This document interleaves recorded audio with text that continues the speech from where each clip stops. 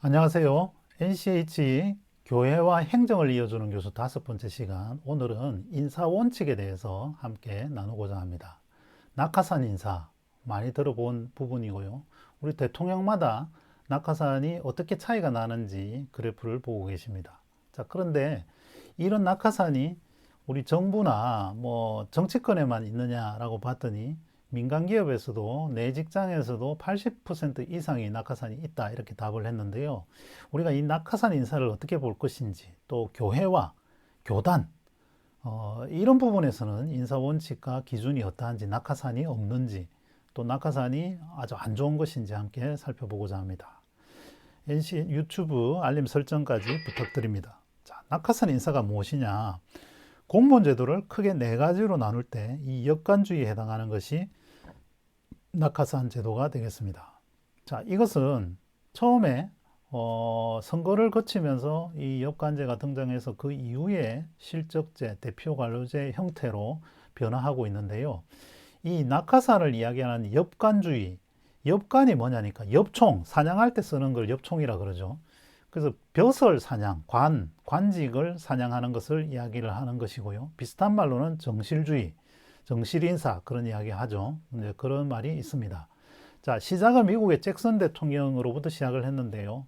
이 공직을 선거의 전리품으로 보았습니다. 스포일즈를 번역을 한 것인데요. 그 이전에 워낙 소수의 엘리트들이 독점하다 보니까, 지금도 대한민국에 사실 엘리트들이 고시 출신 이렇게 공무원들이 이제 자리를 차지하고 있죠. 그래서 이제 이런 부분들이 국민 정서와 좀 동떨어진다, 국민의 의사를 대변하지 못한다라는 그런 어떤 비판과 반성 속에서 동질성을 회복하기 위해서 도입되었다 볼 수 있고요. 긍정적인 부분은 관료제의 민주화, 공무원에 대한 정치적인 통제, 이런 부분들이 강화되었다라고 할 수 있는데, 단점은 공직이 너무 자주 바뀐다. 그러다 보니까 훈련받지 않은, 전문적이지 않은 공직자가 늘어나게 되고, 또 공직이 정치화되고, 매간매직, 위인설관, 자리를 위해서, 사람을 위해서 자리를 만드는, 그리고 공무원들이 자질이 떨어지는 이제 이런 부분들에 대한 비판이 있어 왔습니다. 자, 그 이후에 공무원 인사제도가 많이 발전하게 되는데요. 직업공무원제는 공무원을 직업으로 하는 사람이 생겨나는 거죠. 그러니까 선거하고 4년, 5년 하는 것이 아니라, 그래서 장기적으로 안정적으로 신분 보장을 해주는 것이 핵심인데, 이것이 결과적으로 지금 현재와 같이 고용이 불안정한 상황에서 우리 공무원들의 인기가 올라가는 그런 어떤 주요 요인으로 작용하고 있습니다. 자, 직업공무원제가 언제나 성공했던 것은 아니고요. 우리나라의 어떤 초기 70년대, 80년대 정도에는 공무원이 인기가 없었습니다. 그래서 그 이후에 공무원 인기가 계속 상승하고 있는데요. 이 4가지 조건이 모두 충족하기 때문이다라고 이야기를 할 수 있습니다. 자, 직업공무원제의 가장 큰 단점은 뭐냐면 관료주의화 된다라는 것이죠. 그 성적 위주로 뽑고, 또 보수화되고, 또 공직이 결과적으로는 이런 부분들 때문에 전문성이 떨어지는 질적 저하도 가져오게 되었고, 또 직업으로 공무원을 하다 보니까 성진 지향주의인데, 성진이 안 되면 동기부여가 떨어지는 그런 점들이 단점으로 지목되고 있습니다. 그런 부분들을 이 역관주의와 함께 극복하고자 하는 것이 2번째 실적주의인데요. 능력이나 자격 중심으로 채용하는 그런 방식입니다.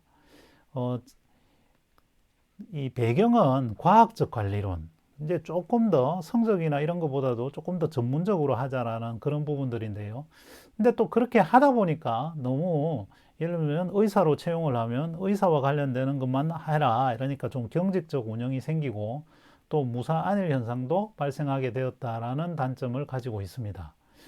그 이후에 대표 관료제라는 것도 생겼는데요. 이 부분은 주요 집단의 인구 비례에 따라서 장애인이나 노인, 청년, 이런 여성 비율에 따라서 공무원을 충원하는 그런 방식입니다.